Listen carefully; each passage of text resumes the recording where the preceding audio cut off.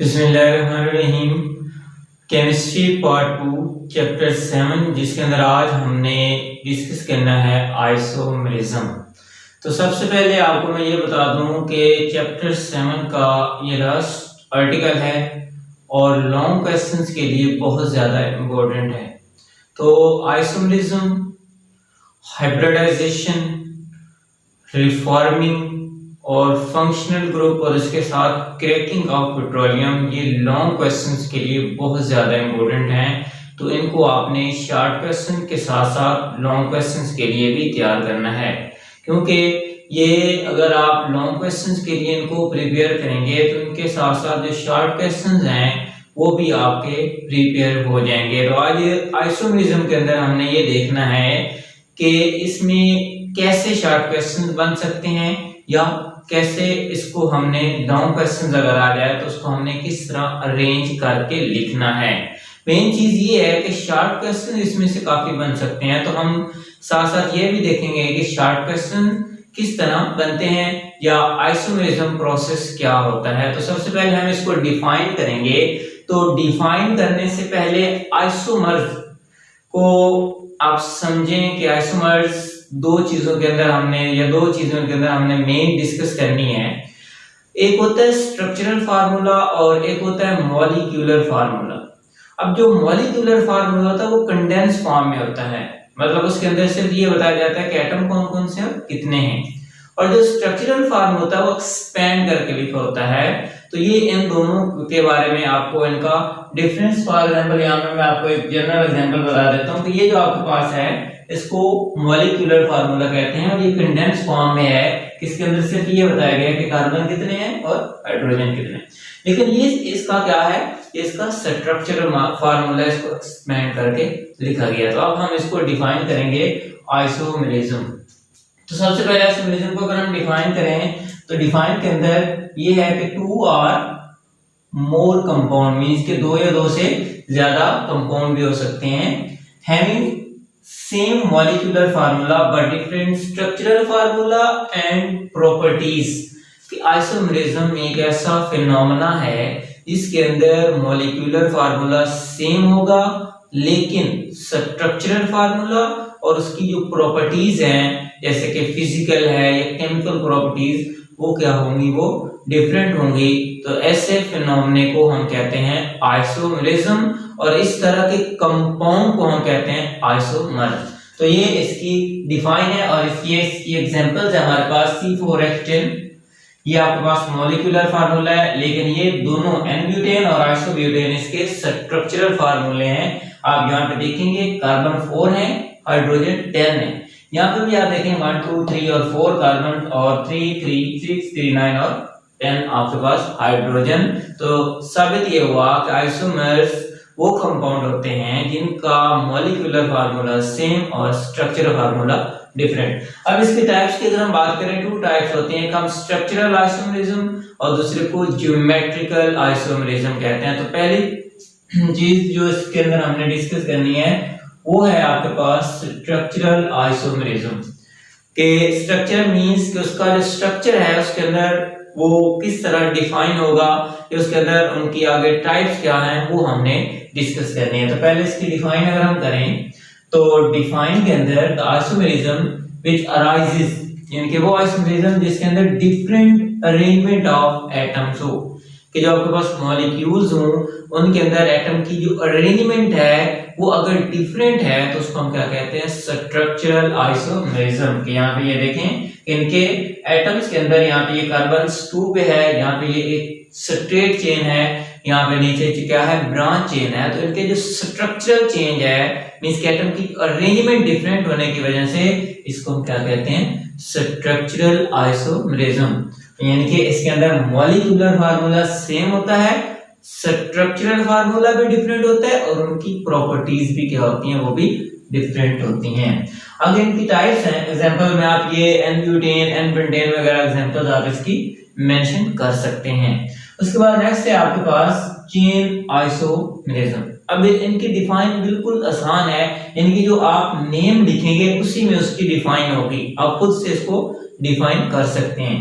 तो chain isomerism मतलब एक ऐसा प्रोसेस या आपके पास ऐसा आइसोमर्स जिनके अंदर मॉलिक्यूलर फार्मूला सेम होगा लेकिन जो एटम्स के अंदर यानी कि जो चेन होगी उनके अंदर जो एटम्स होंगे वो डिफरेंट होंगे, यानी कि चेन उनकी डिफरेंट हो सकती है, वो आइसो हो सकती है, वो एन पेंटेन ब्यूटेन हो सकती है या न्यू पेंटेन हो सकती है। तो ये आप इसकी डिफाइन करेंगे कि same molecular formula but different chain of an atom is called chain isomerism.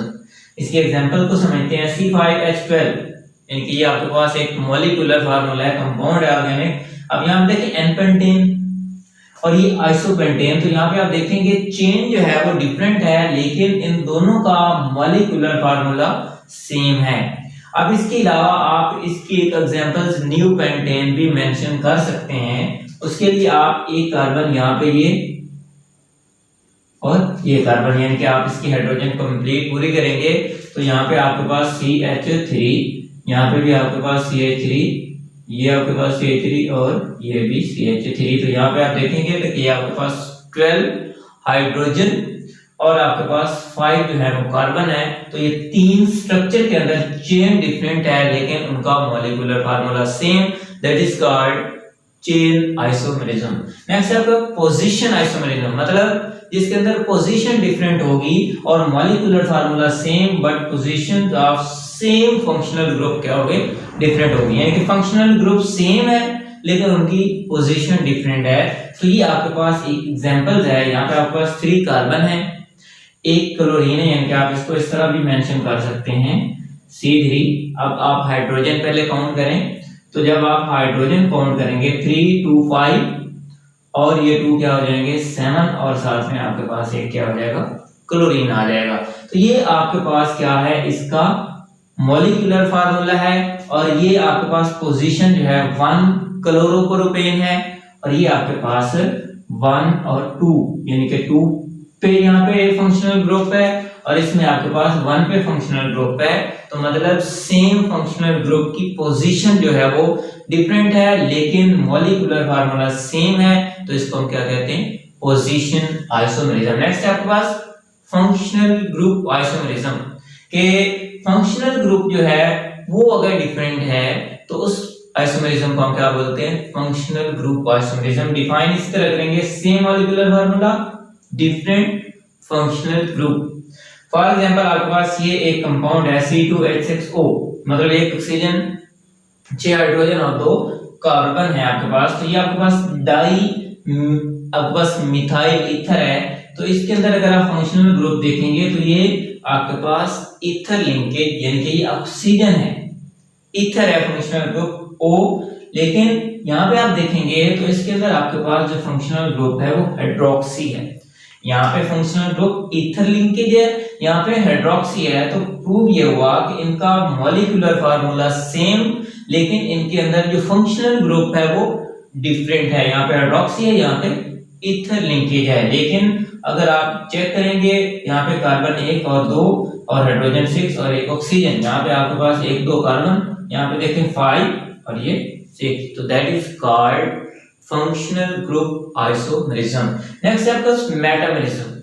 Metamerism की अगर हम बात करें तो इसके अंदर same molecular formula but unequal distribution of carbon atoms in a molecules, के उनका मॉलिक्यूलर फार्मूला सेम होगा लेकिन जो कार्बन की डिस्ट्रीब्यूशन है मॉलिक्यूल्स के अंदर, कंपाउंड के अंदर, वो डिफरेंट हो सकता है। मतलब राइट साइड पे 3 कार्बन हैं तो नेक्स्ट जो स्ट्रक्चर होगा राइट साइड पे 1 कार्बन हो जाएगी या 2 हो जाएगी, तो उनकी जो कार्बन की डिस्ट्रीब्यूशन है वो डिफरेंट है। तो यहाँ पे आप देखेंगे कि डिफाइन के बाद ये आपके पास एक एग्जांपल है कि इसको आप क्या बोलेंगे, डाई इथाइल ईथर।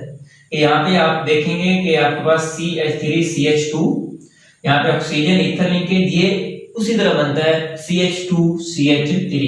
तो यहाँ पे आपके पास 5 हाइड्रोजन 2 कार्बन, यहाँ पे भी आपके पास 5 हाइड्रोजन 2 कार्बन, मतलब इधर भी 2 कार्बन हैं और इधर भी 2 कार्बन हैं। लेकिन इसका नेक्स्ट जो आइसोमर्स है उसके अंदर आप देखेंगे तो आपके पास एक साइड पे 3 कार्बन हैं और दूसरी साइड पे 1 कार्बन है। मतलब आपके पास मिथाइल एन प्रोपाइल ईथर तो अनइक्वल डिस्ट्रीब्यूशन है कि पहले स्ट्रक्चर में 2 है, दूसरे स्ट्रक्चर में 1 3 है, तो इसको हम क्या बोलते हैं, इसे हम बोलते हैं मेटामेरिज्म।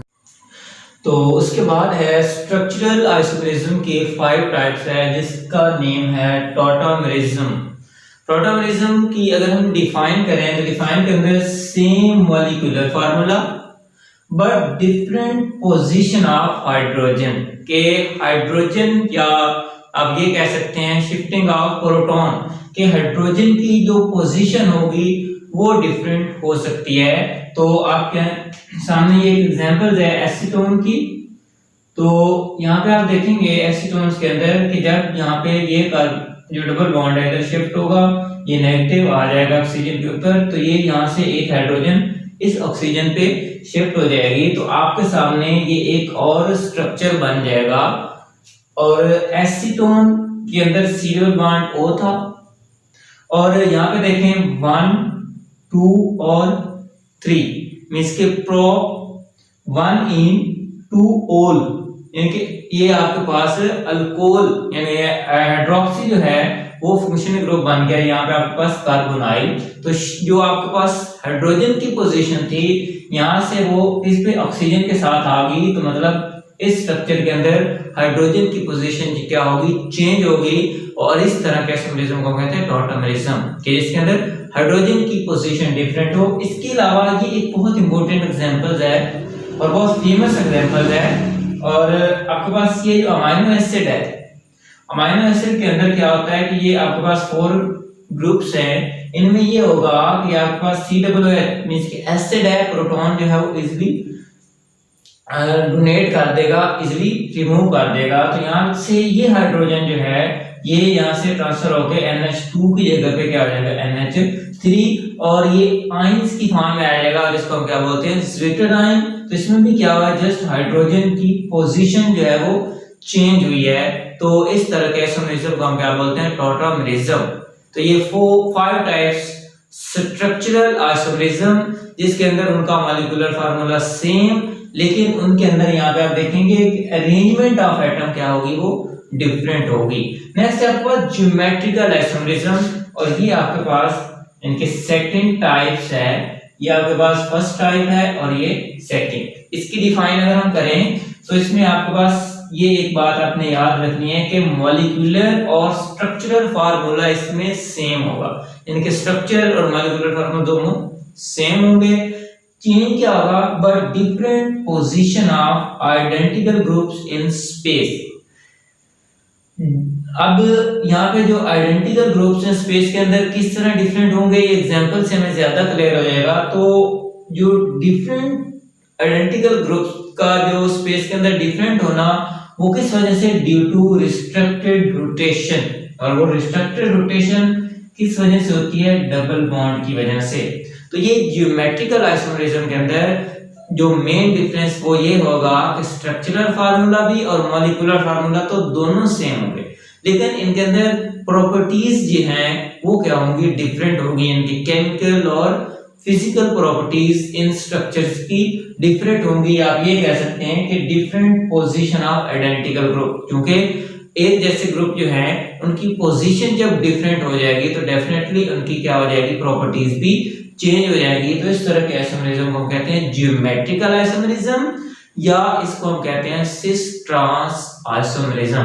अब सिस ट्रांस आइसोमेरिज्म को हम एग्जांपल के साथ डिफाइन कर लेंगे, लेकिन उससे पहले मैं आपको इसकी अहमियत, इसकी कंडीशन के ज्योमेट्रिकल आइसोमेरिज्म्स के लिए कंडीशन क्या है।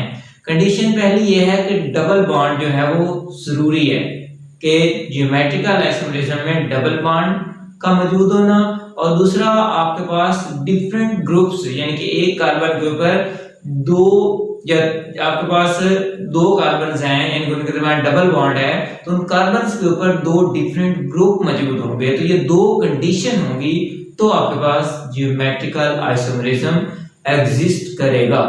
अब जो आपके पास सिंगल बॉन्ड हाइड्रोकार्बन होते हैं वो क्या होते हैं, वो फ्रीली रोटेट कर सकते हैं, उनमें रिस्ट्रिक्शन नहीं होती रोटेशन में।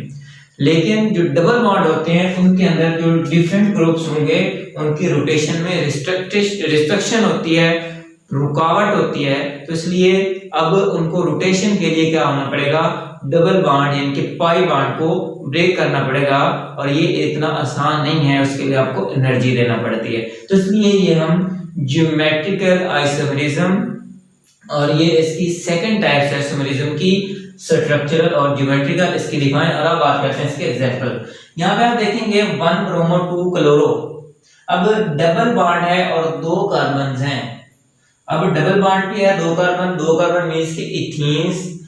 नोमेनक्लेचर की मैंने यहाँ पे भी इतनी वजाहत इसलिए नहीं की क्योंकि इसके बाद हमने पहले डिटेल से नोमेनक्लेचर को पढ़ना है, और उसके बाद आगे हम 8वां 9वां जो भी चैप्टर्स हैं उनको डिस्कस करेंगे। तो इसलिए आपने ये नेम जो है किस तरह देने हैं, ये नोमेनक्लेचर को पढ़ने के बाद आप खुद ब खुद इनके नेम देंगे। अब यहाँ पे 2 कार्बन हैं, तो 1 ब्रोमो 2 क्लोरो इथीन।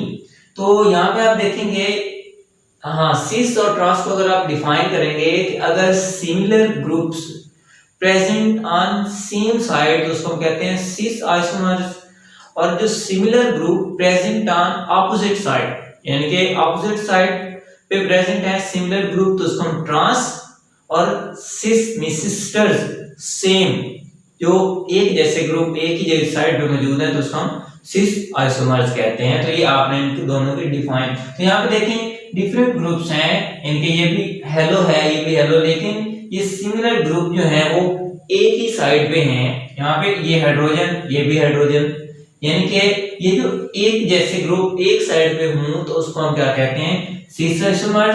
अगर इन्हीं की पोजीशन हम चेंज कर दें, यानी कि ब्रोमो और क्लोरो की पोजीशन यहाँ पे आप देखें अपोजिट आ गए तो इसको हम क्या कहेंगे, ट्रांस आइसोमर। तो ये एग्जांपल था आपके पास किसके, ज्योमेट्रिकल आइसोमरिज्म, कि इनका स्ट्रक्चर, इनका मॉलिक्यूलर फार्मूला दोनों का सेम है, लेकिन इनके अंदर जो पोजीशन है वो क्या है, स्पेस के अंदर वो डिफरेंट है, तो इसलिए इसको हम ज्योमेट्रिकल आइसोमरिज्म। यहाँ पे आप देखेंगे 1 2 3 और 4 यानी कि 4 कार्बन हैं, और डबल बॉन्ड किसमें है, 1 2 1 2, तो 2 ब्यूटीन। अब 2 ब्यूटीन यहाँ पे भी मिथाइल है, यहाँ पे भी मिथाइल है। अगर दोनों दूसरी चीज मैंने कंडीशन में बताई थी, एक कार्बन के ऊपर 2 डिफरेंट ग्रुप्स होंगे, ये नहीं कि यहाँ पे भी CH3 यहाँ पे भी अगर CH3 होगा तो वो आपके पास ज्योमेट्रिकल आइसोमरिज्म नहीं होगा। ये MCQs या शॉर्ट क्वेश्चन में पूछ सकते हैं। तो ये आपके पास सिस है, मींस के दोनों सेम साइड में हैं, और ये आपके पास ट्रांस है। इसके अलावा एक और एग्जांपल भी आप इसमें मेंशन कर सकते हैं पेंटीन की, यहाँ पे CH2 CH3 कर दें, ठीक है, और इसी तरह यहाँ पे भी आप C2H5, इसी तरह इसको भी आप C2H5 C2H5। तो ये आपके पास पेंटीन, पहले आपके पास ब्यूटीन की थी, अब एक कार्बन और बढ़ा दिया तो ये पेंटीन, लेकिन यहाँ पे वही सिस ट्रांस वाला मैकेनिज्म सेम होगा। तो ये था आपके पास आइसोमरिज्म, उसकी टाइप, और हमने उनकी 1 बाय 1 एग्जांपल से एक्सप्लेन किया। लॉन्ग क्वेश्चन मैंने आपको बता दिया। अब शॉर्ट क्वेश्चन इसमें क्या आ सकते हैं, इसमें शॉर्ट क्वेश्चन आइसोमरिज्म की डिफाइन आ सकती है, स्ट्रक्चरल और ज्योमेट्रिकल आइसोमरिज्म की डिफाइन और उनके एग्जांपल्स, और इसकी आगे जो 5 टाइप्स हैं हर एक की 1 बाय 1, और जो ज्यादातर शॉर्ट क्वेश्चन आता है वो टाटामरिज्म और मेटामरिज्म की डिफाइन और उसके साथ उनकी एग्जांपल्स, या फंक्शनल ग्रुप आइसोमरिज्म। ये 3 जो टाइप्स हैं ये ज्यादा शॉर्ट क्वेश्चंस के अंदर रिपीट होती हैं, तो इनको आपने एग्जांपल के साथ और इसके साथ डेफिनेशंस अगर आपको आती होगी तो फिर आप इसके MCQs, इसकी एग्जांपल्स और इसमें लॉन्ग क्वेश्चंस को आपने किस तरह अटेम्प्ट करना है तो आप उसको आसानी से कर सकते हैं। तो ये था all about geometrical isomerism, structural isomerism जो के टाइप्स किसके हैं, आइसोमरिज्म, आइसोमर्स मींस के उनके अंदर जो मॉलिक्यूलर फार्मूला है वो सेम और जो स्ट्रक्चरल फार्मूला है वो डिफरेंट हो तो इसको हम आइसोमर्स कहते हैं और इस फिनोमेना को हम आइसोमरिज्म